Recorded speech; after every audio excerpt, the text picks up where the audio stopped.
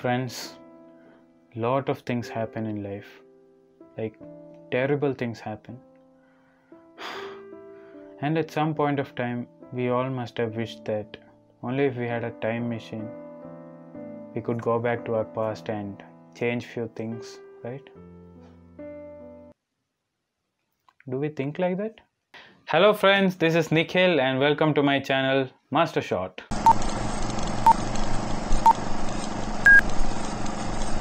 Friends, today's analysis is about a science fiction time travel film. It's an English film which is See You Yesterday. Time travel films are something that we all like to watch for the simple reason because it's interesting. We all know that time travel is not real, but we still know that there are certain rules that has to be followed while you do time travel. Like when you travel back to your past, you shouldn't change anything so that the future might also have bigger changes. So each and every time travel film differs from each other, right from how the time travel machine looks. Having said that, even this film is unique and fun. Guys, See You Yesterday is an American film which got released last year on Netflix. It is written and directed by Stephen Bristol, and this film is based on a short film of the same name. The film is about two black American teenagers, CJ and Sebastian. They are residing in New York, they are best friends, and they are the most brilliant science students in their school. From the past 1 year, these guys are working on something really big.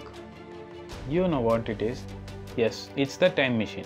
They do have a genuine reason as to why they are inventing this time machine. It's because they want to win the Science Expo, through which they get admissions at elite universities with sponsorship. So in order to support this big project of making the time machine, CJ and Sebastian repair laptops and cell phones for the neighborhood. So now that the time machine was invented, they wanted to do a test run. After several failures, they managed to travel back 1 day into the past. That is, they managed to travel back to yesterday, but only for the duration of 10 minutes. During this 10 minutes time, CJ manages to change a particular event in the past, due to which the outcome in the future completely changes. As a result, CJ's brother Calvin is murdered by police for mistaken identity. Now that her brother is no more, CJ and Sebastian once again use their time machine to travel back to the previous day to save Calvin from getting killed by police. Now, will she be successful, or will there be any further consequences in the future, forms the story. First of all, the reason behind the invention of the time machine was that CJ and Sebastian wanted to win the Science Expo. At this point of time, this was the only strong reason for the invention. But what we witness is that in the later stages, how a Science Expo project turns into a medium to seek social justice. Time travel itself is a complicated journey because predicting each and every possible outcomes for every single changes made to the events in the past is a big headache. It's like asking for too much. In that case, if you see, the possible outcomes are minimal because the changes altered in the past are also very less. We can see that foreshadowing techniques are used at a number of occasions to create suspense in the film. Here, foreshadowing techniques in cinema is nothing but an indication of a future event that's gonna happen in the film. For example, in the opening scene of the film, which is set inside the classroom, we can see CJ and Sebastian are reading books. Sebastian is reading a book named Black. Now, Black is a famous politically charged comic about superheroes. Now, if you check the main plot of the comic, a young black man gets shot by police. He gets up. He discovers that he is more powerful than he is, and he is a black superhero. Now, why I am saying this is, in the later stages of the film, Sebastian is also getting shot.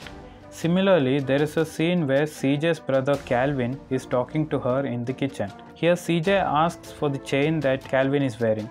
So Calvin tells her that she can take the chain only over his dead body, which is like giving a hint to the audience that Calvin is gonna die soon, and the chain will be worn by CJ, which actually happened in the film. Police brutality towards the black and city's poor and minor communities is the undertone in the film.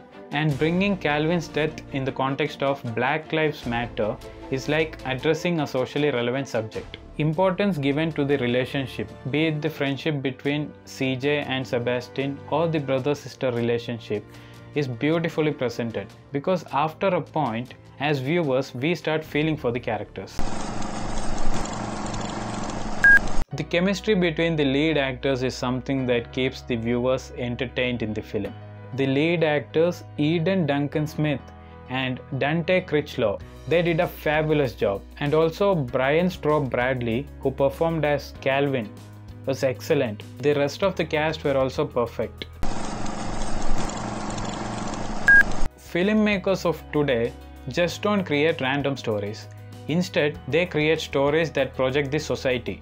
In that way, director Stephen Bristol has handled a script which is not just a science fiction, but also will be remembered as a film that addresses a burning issue. The only thing I didn't like about this film was that there wasn't an ending in this film, like there wasn't a climax. It was an open-ended film.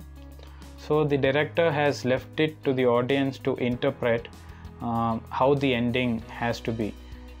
So here audience can come up with all sort of theories of how this film should end. So that was the only drawback I felt. Otherwise it's an excellent film. I was given a feedback saying that it will be good if you can give your rating for a film. Yeah, definitely I would like to rate this film with 3.75 stars. Yeah. Hope you guys like this video, my analysis on this film. So if you guys are starting to like my video, please do hit the like button and please do subscribe, guys. Until we meet the next time, it's me Nikhil signing off from Master Shoot. Bye.